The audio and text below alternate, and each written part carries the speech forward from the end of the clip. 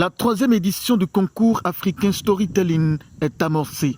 Les candidats sont entretenus dans une phase préparatoire en prélude à la semi-finale, de l'introduction à la technique de storytelling spécifique à l'Afrique, en passant par des modèles traditionnels africains de storytelling et leur signification, ou encore de comment structurer sa présentation pour capter l'attention de l'audience. Les différentes communications présentées aux candidats ont un seul objectif: leur donner chacun la chance d'être lauréat en les outillant avec toutes les techniques de narration. Nous sommes à la phase d'encadrement et à cette phase d'encadrement, on a donné tout ce dont les candidats ont besoin pour affronter, justement pour se mettre à l'aise sur le podium. On leur a enseigné l'art oratoire, les techniques gestuelles, les techniques de narration, comment donc modifier, garder leur voix sur le podium. Les professionnels en la matière sont passés pour leur enseigner toutes ces techniques. Aujourd'hui, on a ressenti beaucoup d'enthousiasme, beaucoup vraiment de joie sur le visage des candidats et qui sont repartis avec beaucoup de choses bien apprises. Au concours, j'ai essayé de montrer aux candidats ce qu'ils doivent garder à l'esprit durant tout le moment du concours. J'ai essayé de leur donner quelques tips, quelques conseils pour que le jour de la finale, ils puissent réellement déployer le plein de leur potentiel, qu'ils puissent faire plaisir à eux-mêmes, aux personnes qui sont venues pour les soutenir et également aux organisateurs du concours. Et le travail à faire maintenant revient personnellement à chaque participant pour qu'il puisse réellement faire sortir ce qu'il a de naturel en lui pour le faire exploser ce jour-là, pour que nous puissions tous nous en réjouir et être vraiment heureux de leur participation. Aujourd'hui, il faut dire qu'il y a certains d'entre eux qui ne sont pas encore aguerris.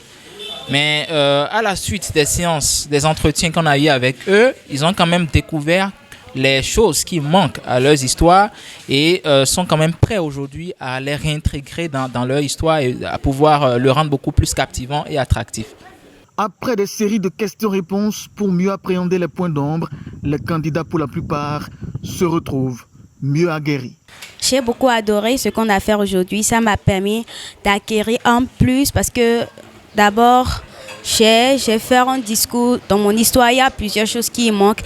Et à partir de ce qu'ils ont dit aujourd'hui, j'ai pu améliorer certaines choses qui me serviront beaucoup lors de la finale et j'en suis ravie. J'ai trouvé que ce serait un bon moyen pour moi d'améliorer mes compétences en matière d'expression orale, surtout parce qu'on met beaucoup plus l'accent sur l'art oratoire et je pense que ça aura beaucoup d'avantages pour moi dans le futur. Nous avons été entretenus sur divers aspects de l'art oratoire, mais spécialement sur le storytelling dont il est question.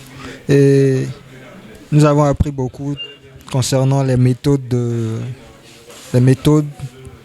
du storytelling en Afrique, puisqu'il s'agit d'histoire africaine, donc les méthodes de narration, les techniques pour interagir avec un public et tout. Donc, j'ai beaucoup appris. J'ai bien apprécié, c'est très très bien. Ça m'a aidé à retenir des bonnes manières pour pouvoir commencer une histoire, comment finir le contenu, comment pouvoir rédiger un conte, mais une histoire très bien structurée pour pouvoir réussir cette concours.